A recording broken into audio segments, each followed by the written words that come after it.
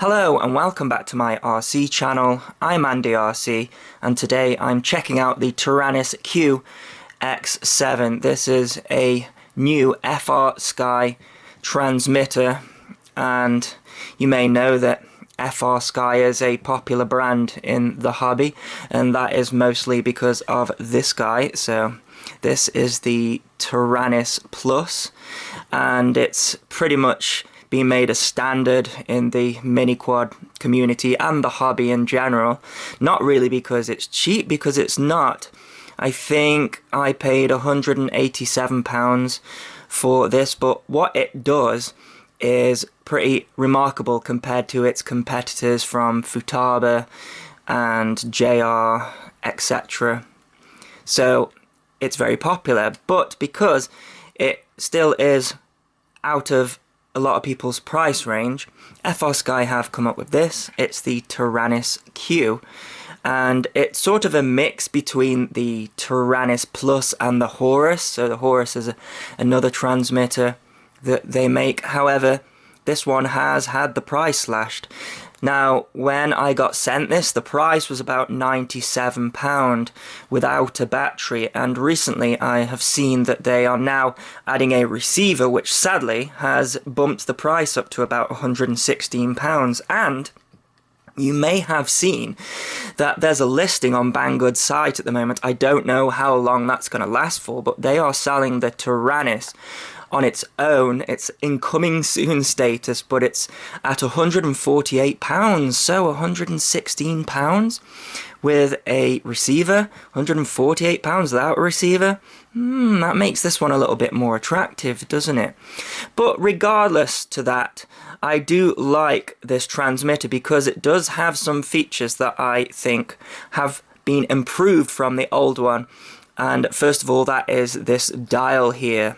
So we've got exactly the same functions, but you can see, look how many buttons there are on this guy. So this dial here has replaced these two buttons now, and also the enter button is now in a press. And then over this side, these three have been put into sort of one section, so I really like this. Now, as you can see, the screen is smaller and it has a lower resolution, and the way that you turn it on is a little bit different as well, and I'm not too fond of this, if I'm honest. I don't see a problem with just a switch, but I guess the idea is that you aren't going to knock it, so you have to press it like that, and then to turn it off it's a long press.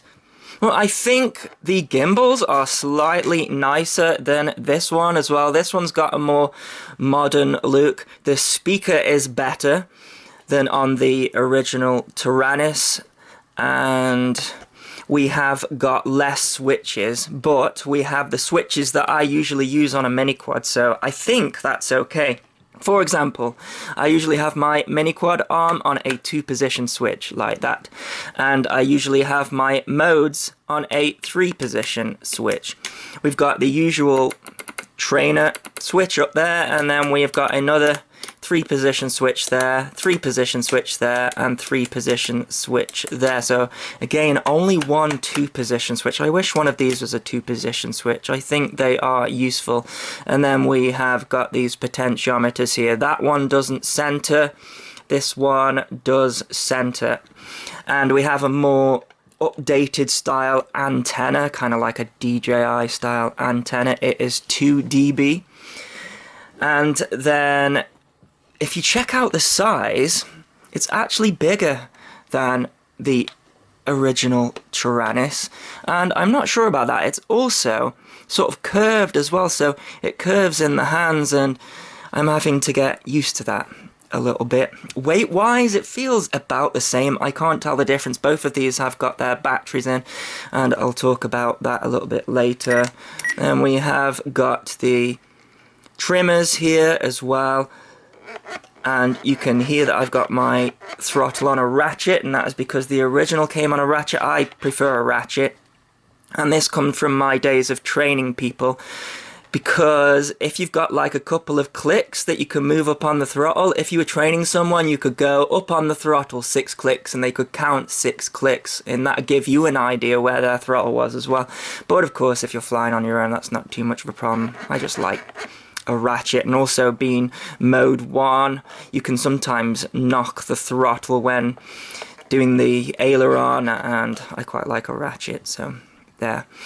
Yeah, so I have set one model up with this. You can see that we don't have a icon on here, so that's something different, but that never really bothered me anyway. We've got the battery voltage here, and you've got all sorts of different pages, etc., that you can go through here. If we press this middle button there, that then becomes the menu, and then you've got your page button there. And you can see you've got the model name. That's because I was flying the X73S there. You want to set the failsafe to no pulses, channel range 1 to 16, and I'm in D16 mode. Now, this is important. This is the FCC version, and my Taranis here is the EU version. So I thought, well, what does that mean, FCC version? And it means that it will only bind to the international version of, say, the XSR or the X4R SB, whereas this one I have to reflash, but it doesn't bind to the EU versions of the receivers, which I find a little bit of a pain with all these different firmwares. It's a legal thing, but there you go. So I found that out the hard way. So if I just page over here, it's exactly the same as the Taranis Plus. So if you've seen any of my videos where I've done a build, the model setup is exactly the same. So I've got the inputs here, TAER as standard, and then I set one up for mode and one for arm on a switch, and then page over and it's the same again in the mixer there. So you can do pretty much everything program wise with this guy as you can do with this. The only real thing that you've got with this really is its sort of old style look, which I quite like because I've been flying for 20 years or so, 25 years, so transmitters, looks-wise, haven't actually changed that much. In fact, I have got a Futaba transmitter that looks pretty much identical to this, and it's 20 years old. It still works today. It's rugged, so I'm not sure really that is something that needed to be changed, but there you go. With the Taranis Plus, you get these sliders on the side, which are good for camera gimbals. However, I don't really fly the camera style quad with the Taranis anymore because you can't outdo DJI on that. So if I'm honest, I'm not using these sliders, so that's a reason not to get this one. And you can never use all these switches as well. Something that I did do with this Taranis is I added a 6-position switch, and this was for Pixhawk. So I don't think, I've had a look, but I don't think there's any spare slots to add any other switches on this. I could be wrong, but I couldn't see any ports on the back that were free. So when you get this thing, it's actually mode neutral in that both of the sticks are spring-loaded. Now I fly in mode 1, so you can see there that I have changed that, and I'll show you how to do that in a bit. You have to take the back off. Down here we've got some ports here, so we've got a slot for a micro SD card. You don't get given one of those in the package, you do with this guy. We have got a USB port here which can be used for updating the firmware and also used as a simulator as well, which is the same as this guy. And then this one was meant to be an S port slot, however I've put a little torch in there and I can't see any pins, so I don't actually think there's anything in there, so that's a shame. Now we have the addition up here of a headphone jack, and we also have a trainer port as well if you want to use it as a buddy system there. And of course, to turn it off you have to hold it and press it down, and oh, I just find that a bit of a pain. I prefer a switch.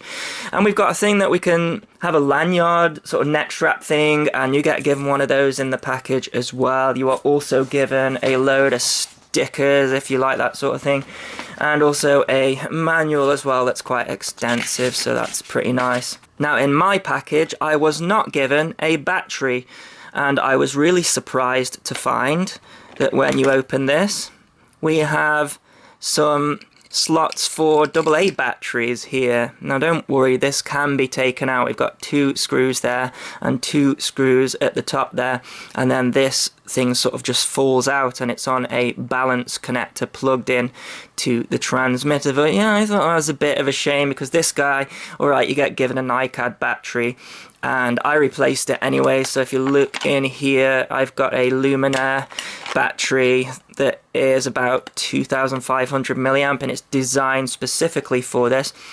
Now the problem that we've got here is this one also takes a 2 to 3S battery, but because we've got this very slim profile here, you're going to struggle to find a battery that fits. However, I imagine as time goes on, if this becomes a new standard in mini quads, which it could be, I imagine they'll come out with specific lipos designed just for this.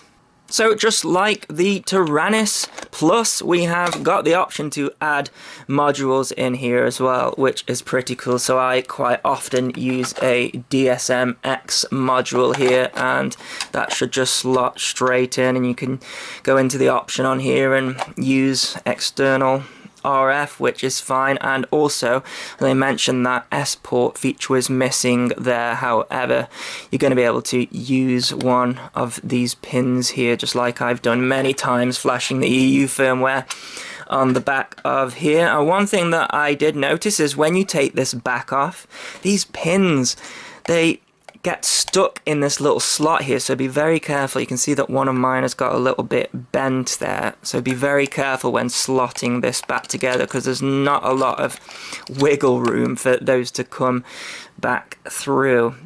So yeah, what I'm gonna do next is take the back off here and show you what it looks like inside and the changes that I made in order to get it to go into mode 1. So something I found a little bit of a pain when taking this thing apart is the screws are really deep down, and you have to use exactly the right size screwdriver, otherwise you can end up screwing up the head of the screws, and that is the case for anything on this transmitter. It's not very forgiving for that. And let's take this apart so you can see that it is just tension fitted into there, and then we have got this connector down here. So if we remove that and remove this, so if you want to stick a lipo in, you can see there you can access the connector without having to take the back off every time, so that's good. It's just that you haven't got a lot of room for a huge thick battery. It's going to have to be a flat one to go in there. So once that is taken off, one thing I do like about it is that the switches are not relying on the back being on. So that's pretty cool. Yeah, you can see there, just looking at the smart port, there's just some pins, so there's nothing actually there at the moment. So I imagine you'd have to add something there for the future. But let me show you how I have tensioned the throttle. So you can see on this side it is springy, and we have a screw here, and this isn't the original screw, and I'll tell you why in a bit. But to get rid of this spring, you screw this screw down, and then that pushes down this here, and then it no longer, can you see, it's no longer springing back. So you screw that in, but the reason why mine's long is I did that on this side, so you can see there that that screw on this side is screwed all the way in, so that's pushing down my throttle. And then you've got these two options here. You've got the option for a ratchet, which I have used, and the option for a smooth tensioned throttle. And you can see here that both of these are elevated, and when you screw this down here, then that holds that against the pot and causes the friction. So you can see on the other side that both of those are elevated there like that. And I found a problem. These screws, so they are metal screws going into plastic, and they also have this section here where there's no thread on it, so you have to really screw it in really tight before this touches the bottom, and I was ruining the head of the screw here. Even with the correct screwdriver, it was busting up the head because you have to screw it in so far.